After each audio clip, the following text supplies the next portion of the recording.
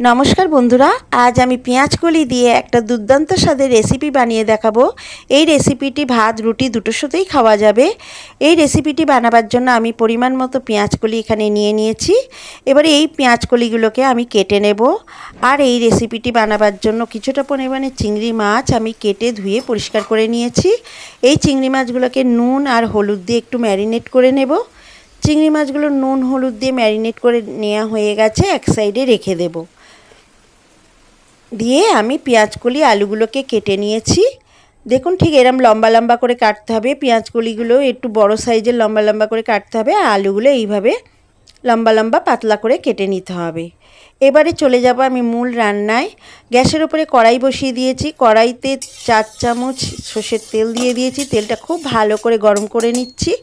তেলটা খুব ভালো করে গরম হয়ে গেলে ম্যারিনেট করে রাখা চিংড়ি মাছটা আমি প্রথমে ভেজে নেব। চিংড়ি মাছটা খুব বেশি ভাজলে হবে না, চিংড়ি মাছটা হালকা করে ভেজে নিতে হবে। চিংড়ি মাছ বেশি ভাজলে রবারের মতো শক্ত হয়ে যাবে, তাই আমি চিংড়ি মাছটা একটু হালকা করে ভেজে নেব। এই সময় আঁচটাকে আমি মিডিয়াম রেখেছি, মিডিয়াম আঁচে রেখে চিংড়ি মাছটা আমি ভেজে নিচ্ছি। দেখুন চিংড়ি মাছটা আমার ভেজে নেওয়া হয়ে গেছে। এবারে চিংড়ি মাছটা তুলে একটা বাটিতে রেখে দেব। চিংড়ি মাছটা ভাজা হয়ে গেছে, তুলে বাটিতে রেখে দিয়েছি। ওই চিংড়ি মাছ ভাজার তেলেই 1/2 চামচ মতো কালো জিরে ফোড়নের জন্য দিয়ে দেব, আর দিয়ে দেব কয়েকটা কাঁচা লঙ্কা চেরা। এই ফোড়নটা দিতে হবে এই রেসিপিটার জন্য। ফোড়নটা কয়েক সেকেন্ড ভাজা ভাজা করে নেব। ফোড়নটা থেকে যখন একটা মিষ্টি গন্ধ বেরোবে, তখন একটা বড় সাইজের পেঁয়াজ কুচি করে রেখেছিলাম, সেই পেঁয়াজ কুচিটা দিয়ে দেব। দিয়ে পেঁয়াজটা খুব ভালোভাবে একটু ভেজে নেব। পেঁয়াজটা একটা লাল কালার চলে আসলে তখন কেটে রাখা আলুগুলো দিয়ে দেব। পেঁয়াজটা হালকা করে ভেজে নিতে হবে, ভাজার পর আলুগুলো দিয়ে দিতে হবে। আলুগুলো দিয়ে বেশ ভালোভাবে একটু ভেজে নিতে হবে। আলুগুলোর যখন একটা ভাজা কালার চলে আসবে, তখন কেটে রাখা পেঁয়াজকলিগুলো আমি দিয়ে দেব। সমস্ত পেঁয়াজকলিগুলো দিয়ে আবার একটু তেলের সঙ্গে নাড়াচাড়া করব, যতক্ষণ না পেঁয়াজকলিগুলো একটু নরম হয়ে যায়। এই সময় আমি ঢাকা দিয়ে দিয়ে পেঁয়াজকলিগুলোকে একটু নাড়াচাড়া করে নিয়েছি। দেখুন পেঁয়াজকলি বেশ নরম হয়ে গেছে। এবারে এখানে আমি একটু কিছুটা গুঁড়ো মশলা দিয়ে দেব। স্বাদ মতো নুন দিয়ে দিলাম, আর দেব 1/2 চামচের একটু কম হলুদ গুঁড়ো, আর 1/2 চামচের একটু কম লঙ্কার গুঁড়ো। মশলাগুলো দিয়ে আবার একটু পেঁয়াজকলি আলুটাকে ভালোভাবে কষিয়ে নেব। মশলাটা খুব ভালোভাবে পেঁয়াজকলি আলুর সঙ্গে কষিয়ে নিতে হবে। মশলাটা যখন একদম কষানো হয়ে যাবে, তখন ভেজে রাখা চিংড়ি মাছগুলো দিয়ে দিতে হবে।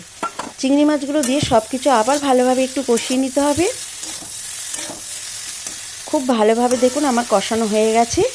এবারে সবজিটা সেদ্ধ হওয়ার জন্য 1 বাটি মতো জল দিয়ে দেব। এই রান্নাটা একটু মাখো মাখো হয়, বেশি ঝোলা হয় না, ঝোল ঝোল হয় না। এই রান্নাটা একটু মাখো মাখো রাখলেই ভালো হয়। আমি প্রায় 3 থেকে 4 মিনিট ফুটিয়ে নিয়েছি। ফুটিয়ে নিয়ে আবার একটু নাড়াচাড়া করে নিচ্ছি। আর একটু গ্রেভিটাকে আমি শুকিয়ে নেব, আর একটু রান্না করে নেব। আর 2 থেকে 3 মিনিট রান্না করে নিয়েছি। দেখুন একদম তৈরি হয়ে গেছে আমার চিংড়ি মাছ দিয়ে পেঁয়াজকলির চচ্চড়ি। এবারে আমি একটা বাটিতে সার্ভ করে দেব।